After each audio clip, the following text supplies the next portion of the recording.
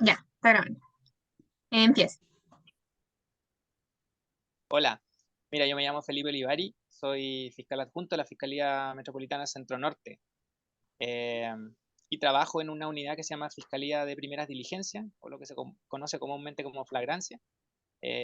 Vemos lo que está pasando en el minuto. Hacemos turnos, tomamos audiencia y en el fondo representamos al Estado en la persecución penal de todo lo que sea delito. Eso. Ya, gracias. Nosotros le vamos a hacer las preguntas y la primera es esta. ¿Cuáles de los crímenes que usted ve más a menudo y basado en su experiencia siguen algún patrón en específico? O sea, hay hartos crímenes que nosotros, delitos que nosotros vemos, de hecho, todo lo que pasa en nuestras comunas. Eh, lo que te podría decir es que efectivamente, por ejemplo, hablando ya de crímenes o delitos más graves que tengan penas más altas, eh, lo que sí podemos ver es que en los últimos años, como se ha visto en la prensa y en numerosos estudios, eh, los delitos de homicidio han aumentado en Chile en general, en el país. Y bueno, y en ciertas zonas también, sobre todo el norte, o por ejemplo la comuna de Santiago Centro. Entonces, ese tipo de delitos, los homicidios han ido cambiando y de hecho ha cambiado la forma en que se cometían los homicidios en Chile. Por lo general antes eran entre personas conocidas, eran, no sé, asaltos que se salían que se, que se salían de control, que por mala suerte, o una pelea, que por ejemplo habían armas involucradas, cosas así. Pero hoy en día ya estamos viendo delitos de homicidio sorry, ¿qué pasó mi gato? Delitos de homicidio sin imputado conocido, delitos que no se resuelven y que son planificados, es decir, no tienen una causa específica, sino que son ya con una motivación que viene de antes o delitos que se planifican. Ese tipo de cosas o ese tipo de fenómenos nos hemos dado cuenta este último tiempo y es una cosa que antes no veíamos acá en Chile y que hoy en día se ha hecho mucho más, lamentablemente se ha hecho mucho más normal. Ya, muchas gracias. La segunda pregunta es, ¿usted ha visto algún caso de asesino en serie u homicida o homicidios múltiples? Sí, mira, justamente ahora la semana anterior o la semana que acaba de terminar, acaban de condenar a una persona por, entiendo que 7 u 8 homicidios.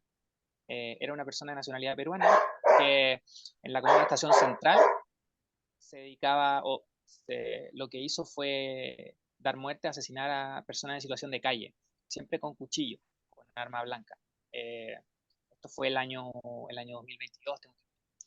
Era una persona que, eh, de hecho, vivía en el mismo sector, salía a caminar y se encontraba con personas en situación de calle y sin motivo alguno, sin razón aparente, las apuñalaba.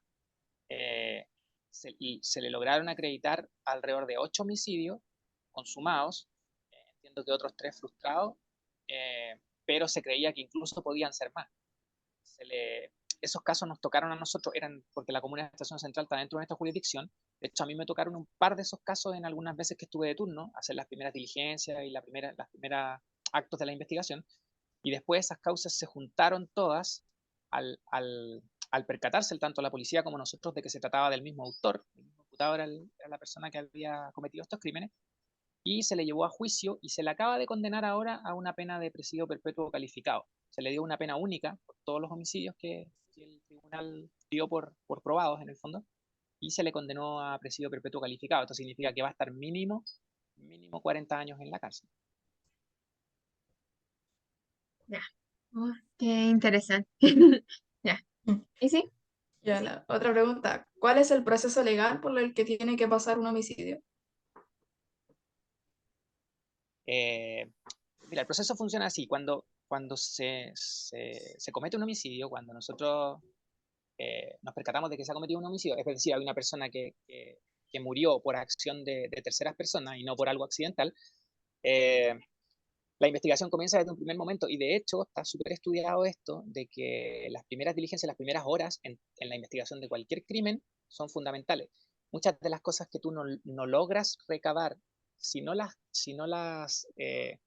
recabas, no las acreditas o no investigas bien dentro de las primeras horas, se habla, por ejemplo, de las primeras 48 horas, las primeras 24 horas, después muchas veces se pierde esa evidencia y eso puede significar que ese crimen no se resuelva. Es decir, todo lo que uno hace desde un principio es importantísimo. Y por eso nuestra unidad dentro de la Fiscalía es una unidad cuyo trabajo como que tiene muchas consecuencias en lo que pasa al final, que es el juicio. Que una persona sea condenada muchas veces depende de lo que se hizo en un primer momento. Entonces, cada vez que hay un homicidio, lo que pasa en un primer momento es que el fiscal, nosotros generalmente nos constituimos en el lugar para coordinar con la policía que nosotros decidamos, que puede ser la policía de investigaciones, por ejemplo, la brigada de homicidio, hay un equipo especial que investiga homicidios, o puede ser Carabineros, que también tiene un equipo especial que investiga los homicidios, que es un departamento que se llama OS9.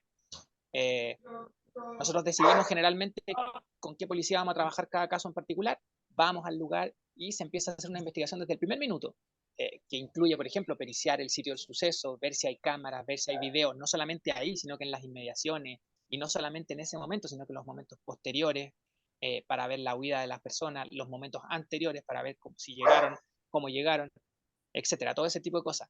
Se entrevista a testigos, todos los testigos que se pueda, se pericia el cuerpo de la persona fallecida, lo analiza un doctor especializado, un doctor forense, que ve efectivamente las heridas, cómo murió, después se le hace una autopsia en el servicio médico legal, para ver de manera ya más formal, también con otro médico forense, cuál fue la causa de muerte, qué fue lo que le causó en el fondo el fallecimiento, cómo fue atacado, si fue con arma de fuego, si fue con, no sé, con golpes, si fue con cuchillo, etc. Y de ahí ya empieza una investigación para tratar de determinar efectivamente quién fue el autor de ese crimen. Y ahí ya empieza una investigación donde se pueden realizar, no sé, pues desde interceptaciones, si uno ya sabe quiénes son los autores, interceptaciones telefónicas, orden de entrada y registro para ingresar a domicilios a recabar pruebas. Ya cuando están identificados y uno tiene prueba como para imputarles el homicidio, se le solicita generalmente una audiencia de formalización o en este tipo de casos orden de detención, porque al ser un delito con una pena tan alta se presume que pueda darse a la fuga, puede arrancarse la persona.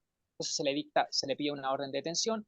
Cuando cae detenido hay una primera audiencia que se llama la audiencia de formalización y de ahí ya comienza el proceso judicial. Desde la primera audiencia de formalización, que es la audiencia donde se le comunican los cargos, es decir, se le dice en el fondo a usted lo estamos investigando porque entendemos que usted mató a esta persona, y se piden medidas cautelares. En un caso de homicidio casi siempre se pide que el tipo, mientras dura la investigación judicializada, quede preso por la gravedad del delito, por lo que significa, por el peligro para la seguridad de la sociedad, por el peligro de fuga, de que se arranque, etc. Y generalmente cuando hay pruebas, obviamente, de que esa persona lo cometió, esas personas quedan presas y de ahí se sigue una investigación judicial donde se van recabando todo lo que se necesite para el juicio y finalmente se le acusa por un delito de homicidio, se pide una pena y esa causa se va a juicio. Y ahí en un juicio se decide ante un tribunal, que son 3 jueces, que se llama Tribunal Oral en lo Penal, en un juicio que es oral y público, se presenta toda la prueba de la fiscalía, igual como en otros países o como lo pueden ver, por ejemplo, en televisión, en las series, en las películas, salvo que acá en Chile no hay jurados, sino que son 3 jueces los que deciden, pero la dinámica es como lo mismo. Uno presenta las pruebas de manera oral, la defensa realiza su trabajo tratando de desacreditar la acusación de la fiscalía y finalmente los 3 jueces son los que deciden. Ay, ya. Ya, y la última pregunta, que siento que ya la respondió mayormente, Sí, por eso. pero ¿qué factores se tienen en cuenta para decidir si se declara a alguien de homicidio? O sea, el estándar que se exige, tanto aquí como en otras legislaciones, en general en todas las legislaciones como del mundo occidental, eh, acá en Chile los jueces en el fondo del tribunal tienen que formarse la convicción de que esa persona cometió ese crimen, sin ninguna duda razonable. Es decir, tienen que estar, en términos simples, tienen que estar seguros de que fue esa persona y que fue lo que hizo, que fue matar a la víctima. ¿Y cómo se forma esa convicción? A través de la prueba que nosotros le presentamos. Por ejemplo, si yo tengo un video, yo lo exhibo en la audiencia de juicio. Si yo tengo testigos, los hago declarar en el juicio. Después yo les hago preguntas, la defensa trata de desacreditar, también les hace preguntas. Toda la prueba que nosotros tenemos, por ejemplo, si yo encontré el arma y la víctima en la autopsia le encontraron una bala porque murió por arma de fuego, yo puedo pedir un peritaje durante la investigación lo más probable es que se haya pedido un peritaje balístico, entonces voy a citar al juicio a un experto balístico que me va a decir, mire, ¿sabe qué? Esa bala, nosotros hicimos prueba científica y corresponde a esa misma pistola que se encontró al detenido o que se le encontró en la casa al detenido, etc.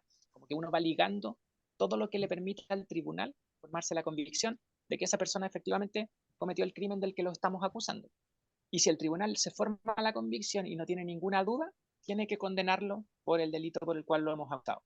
Y en el sistema chileno hay libertad de prueba, es decir, nosotros podemos presentar de la manera legal, pero podemos presentar toda la prueba que tengamos, grabaciones, filmaciones, declaraciones de testigos, peritajes, lo que sea. Entonces, pero para que una persona sea condenada por un delito así de grave, y bueno, por cualquier tipo de delito, el tribunal tiene que formarse la convicción sin ningún tipo de duda razonable de que ese imputado efectivamente cometió el crimen por el cual lo estamos acusando. Muchas gracias.